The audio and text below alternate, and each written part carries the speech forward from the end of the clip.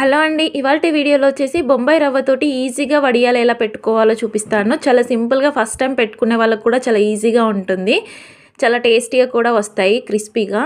ముందుగా స్టవ్ పై ఒక బౌల్ పెట్టేసుకొని దాంట్లోకి ఏ గ్లాస్ తోటైతే మనం రవ్వని కొలుచుకుంటామో అదే గ్లాస్ తోటి ఒక 8 గ్లాసెస్ వరకు వాటర్‌ని వేసుకోవాలి. తర్వాత ఒక 1 టీ స్పూన్ వరకు నువ్వులు, ఒక హాఫ్ టీ స్పూన్ వరకు జీలకర్ర, ఒక హాఫ్ టీ స్పూన్ వరకు సాల్ట్ యాడ్ చేసుకోవాలి. ఇవి మీ రవ్వ తీసుకునే క్వాంటిటీని బట్టి వేసుకోవాలి. తర్వాత దీంట్లోకి ఏ కప్ తోటైతే మనం వాటర్ వేసుకున్నామో అదే కప్ తోటి ఒక కప్పు వరకు రవ్వను యాడ్ చేసుకోవాలి. రవ్వని స్టవ్ మీడియం ఫ్లేమ్లో పెట్టేసుకొని ఈ కన్సిస్టెన్సీ వచ్చేంత వరకు ఉడికించుకోవాలి. ఇది ఉడికిందా లేదా అని మనకి తెలియాలంటే ఒక ప్లేట్ తీసుకొని దానిపైన ఇలా గరిటెతోటి ఈ రవ్వ మిశ్రమాన్ని వేస్తే ఇలా జారకుండా ఈ విధంగా ఉంటే మనకి రెడీ అయినట్టు. తర్వాత ఒక తడి క్లాత్ని, కాటన్ క్లాత్ని వాటర్లో టిప్ చేసుకొని ఈ విధంగా తీసుకొని దీన్ని ఎండలో వేసేసుకోవాలి. క్లాత్ని ఎండలో వేసుకున్న తర్వాత గరిటెతోటి మొత్తం ఈ విధంగా వడియాలని పెట్టేసుకోవాలి.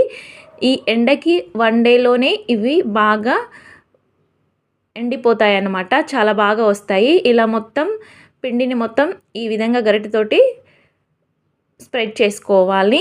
నేను ఇక్కడ పిండి మిశ్రమాన్ని మొత్తాన్ని ఈ విధంగా పెట్టేసుకున్నాను క్లాత్ పైన. ఇది ఈవినింగ్ వరకు అలానే వదిలేయాలి.